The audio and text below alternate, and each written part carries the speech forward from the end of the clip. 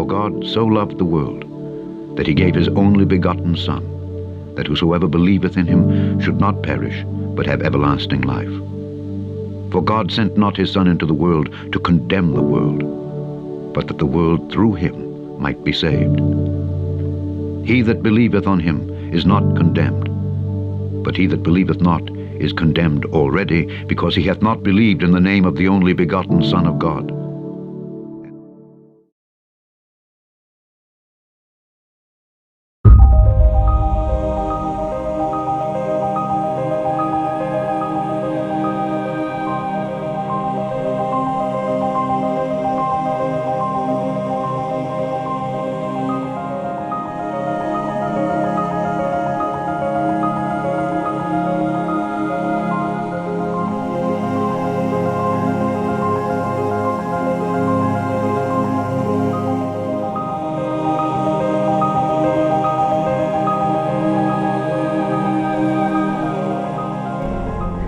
Sonoluminescence. Luminescence excited in a substance by the passage of sound waves through it.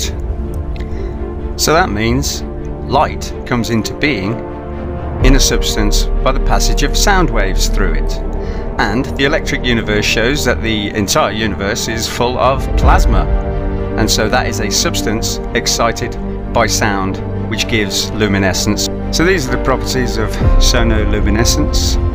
But basically, it's showing that the electric universe is basically being created by sound waves that obviously we cannot hear. Psalm 19. The heavens declare the glory of God, and the firmament showeth his handiwork. Day unto day uttereth speech, and night unto night showeth knowledge. There is no speech nor language where their voice is not heard. Their line is gone out through all the earth, and their words to the end of the world. In them hath he set a tabernacle for the sun, which is as a bridegroom coming out of his chamber, and rejoiceth as a strong man to run a race. His going forth is from the end of the heaven, and his circuit unto the ends of it. And there is nothing hid from the heat thereof.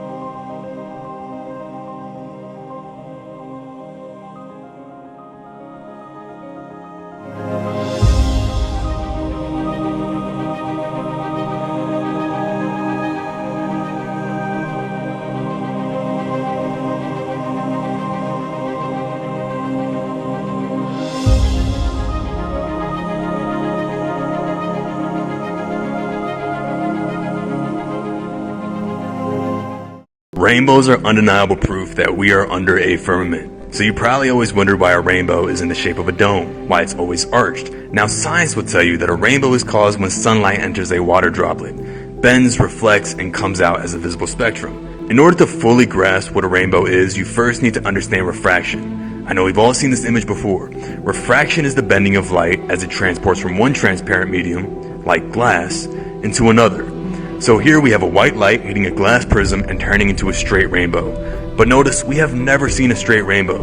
We've never seen a rainbow that forms right angles or one that goes straight up or straight down. It's always in the shape of a dome. Genesis tells us that there are waters above our firmament. God made the firmament, which divided the waters which were under the firmament from the waters which were above it. And it was so. These are the very same waters that were released to flood the earth during the days of Noah. There's even several mentions in scripture of floodgates that God opens up from above to reset the earth. And you'll find the firmament and the same flood story in the Quran, the Vedas, and countless other cultures. So, who's really being heretical here? Now, take it a step further. Look at this rainbow above an ocean. Notice how the colors are inverted in the ocean below from the original rainbow. The colors are in the opposite order. Well, obviously it's because the water is mirroring the rainbow, right? Now look at this double rainbow. What do you see? The second rainbow is just a reflection from the glass firmament above.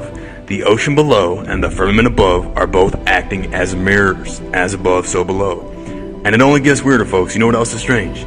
The more north you go, the higher a rainbow arcs. For example, here's a rainbow in Alaska. Notice how high that is. Go just a few hundred miles south and it gets lower in Canada. And you go much further out to Australia, and here's what they start looking like. Then, if you look for rainbows in Antarctica, at least through photos, thanks to the Nature Channel, since none of us are apparently allowed to go out there unless we're willing to spend thousands of dollars for a guided tour to visit an ice shelf. But look how flat that rainbow is. Just as the firmament's elevation changes the further you go out south, the rainbows you see also reflect that altitude. Look, the firmament is very real. Look into Operation Dominic, Operation Fishbowl, Deep Freeze, all those military expeditions in the 1900s that you were never taught about in school. This is not news to your beloved government, folks. Once you start putting the Creator's words to the test, all the lies we've been taught begin to fall apart. The earth is fixed and immovable. There are ends to the earth. There is water above and below, and the firmament is placed to divide them.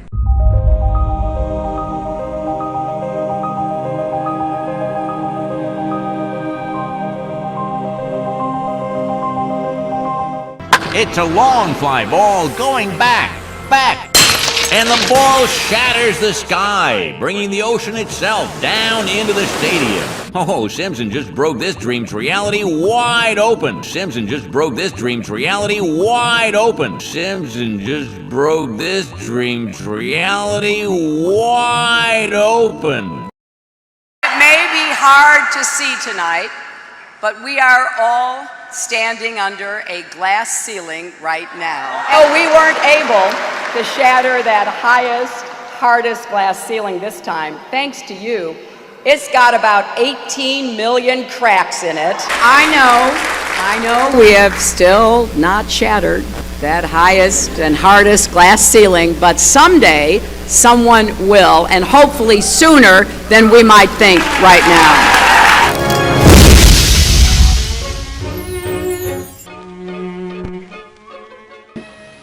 Johnston Island was the center of launch and experimental activity for the 1962 high-altitude weapon effects testing termed Operation Fishbowl.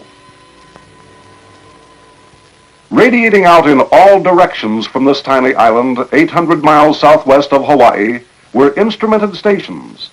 266 of them, 3 effect shots, yucca, orange, and teak, were detonated at respectively 26, 43, 77 kilometers. On Operation Fishbowl, nuclear detonations rent the sky 5 times over the Johnston Island area, each time during the hours of darkness. Of the 5 fishbowl shots, the highest burst was the 400-kilometer Starfish event, launched by a pod-carrying Thor missile. The transport of bomb debris and other charged particles in the magnetic field produced colorful aurora, arcing into the northern and southern conjugate regions. Existing military operational communications links throughout the Pacific area were monitored to determine the disruptive effects caused by the fishbowl bursts.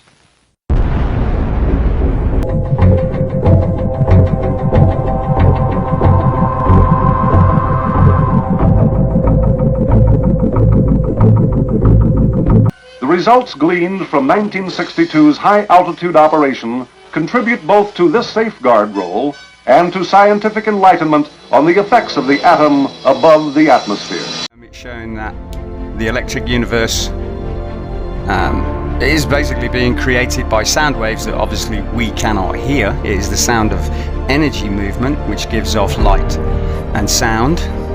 And so when we come back to God's words, we find out that his words are electrically, scientifically correct, and that God spoke light into the universe. Let there be light, and there was light. So God's words of energy reverberated through matter and produced light. And you look into the center, and in the center see a glowing blue-purple light, which could be seen with the unaided eye. It looked like a star in the heavens. The star in a jar, a tiny spot of bright light contained in a flask of liquid.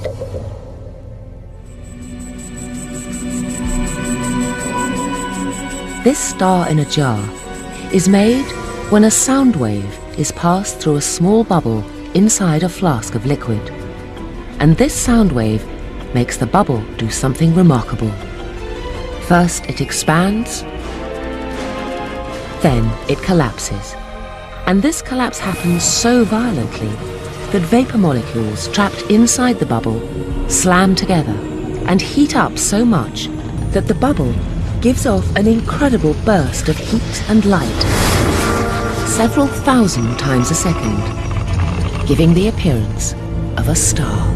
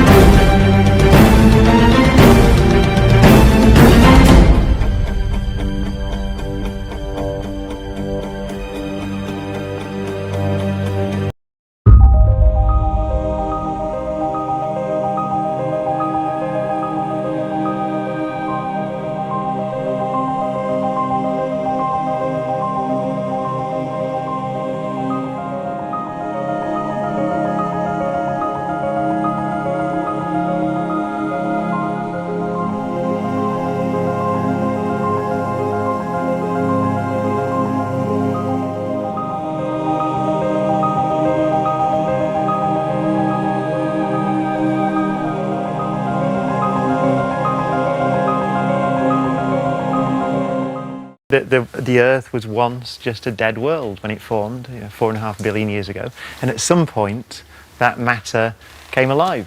So I don't believe in a God, right? However, I don't like the antagonism that occurs. I would much rather base those on well-founded, well-collected evidence than faith. Do you think there is some sort of creative being that exists beyond science? I'm going to give you my favourite answer to give to any science question if I don't know. I don't know. I'm with you, Brian. We don't know. It's like Brian says, I'm going to say there's null evidence. Not no, not some, null. There's just Amazing pictures from space. Elon Musk pulls off an engineering feat. He sent his own kind of rocket man on board a Tesla Roadster into orbit. Elon Musk has outdone himself this time. But this is much more than a publicity stunt involving just a car in space. Let's start with the science. This afternoon, SpaceX launched the world's most powerful rocket, and it's a major milestone for the company. And this is a live look at what's happening right now in space. That's Elon Musk's own Tesla convertible in orbit. The driver is a mannequin he's calling Starman. But CBS reporter Manuel Borroquez shows us what came down is also making news. Let's start with the science. Let's start with the science. Let's start with the science. Let's start with the science.